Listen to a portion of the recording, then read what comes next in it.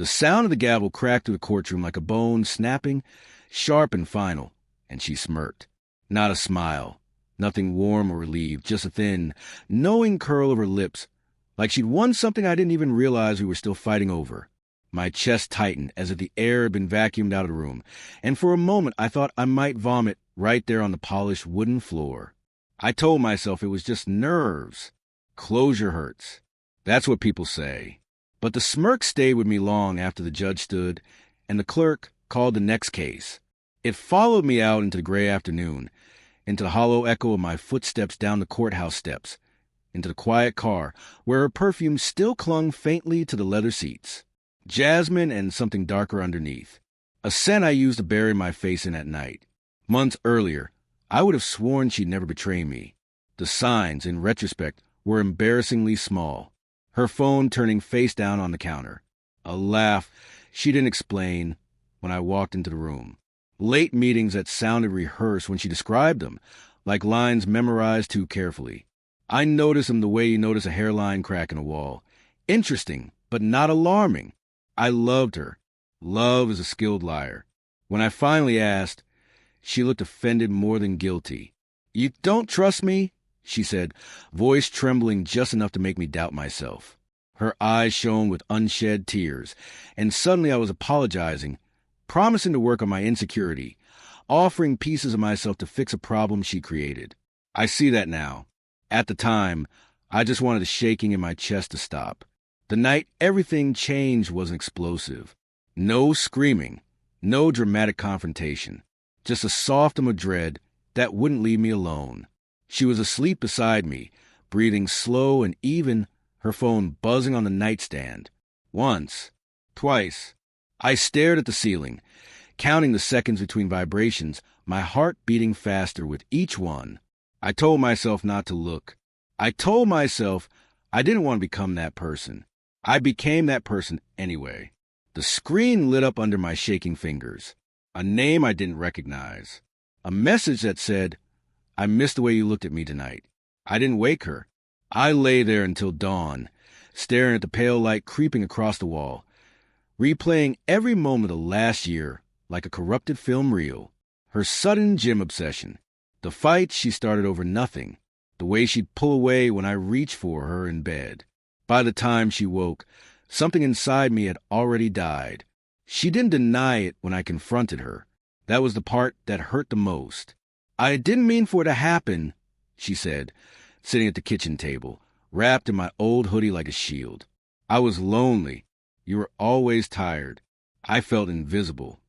Each word landed like a calculated blow, not untrue, but weaponized. I felt guilt bloom alongside the rage, a toxic mixture that left me dizzy. She cried. I didn't. I listened numb, as she reframed the betrayal into a shared failure. When she moved out, the apartment felt cavernous. Too quiet. I kept expecting to hear her keys in the door, her voice calling my name. Instead, there was only the ticking clock and the hum of the refrigerator, steady and indifferent. The divorce was efficient. Cold. She hired a sharp lawyer. I didn't fight much. I was too exhausted, too busy trying to understand how love could rot so quietly. When it was over, she smirked, like she'd escaped something unbearable. I tried to rebuild. New routines. Long runs that left my lungs burning. Nights where I sat alone with a drink. Scrolling through photos I told myself I should delete. Friends said I was handling it well. I nodded and agreed, because explaining the truth that I felt like a house after fire, still standing but permanently damaged, was too much work. Then the call came. It was her sister, voice tight with panic. "Have you talked to her?" "No," I said. My stomach dropped. "Why?" There was a pause, heavy and ominous. "She's missing." She didn't show up to work. Her car was found downtown. Time slowed, thickened. Images flashed uninvited through my mind. Her laugh, her anger, her smirk in the courtroom. Despite everything, fear surged through me, raw and immediate. Betrayal doesn't erase love. It just poisons it. They found her 2 days later.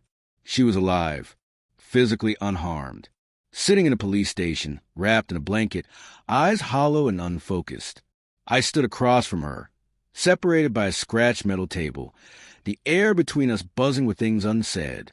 "It was him," she whispered, fingers twisting in the fabric. "The man I left you for." The words settled slowly like ash. She told me everything in fragments. How he'd promised her a future, convinced her she deserved more. How, after the divorce, he'd grown controlling, jealous, unpredictable. How she tried to leave, and how he'd followed her, cornered her, terrified her into running. "I didn't know where else to go," she said, finally meeting my eyes. I thought you'd understand." I did understand. That was the cruelest part. I understood how hunger for validation can override caution, how easy it is to mistake intensity for love, how denial can feel safer than truth until it isn't. She started crying then, real sobs that shook her whole body. I felt something inside me loosen, not forgiveness, but clarity.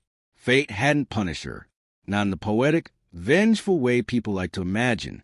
It had simply stripped away her illusions, the same way mine had been stripped away months before. When I stood to leave, she reached for my hand. I hesitated, then gently pulled back.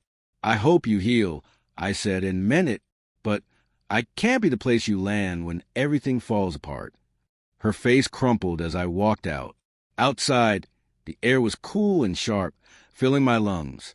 For the first time since the gavel fell, I felt something close to peace. Not because she'd paid for what she did, but because I no longer carried it for her.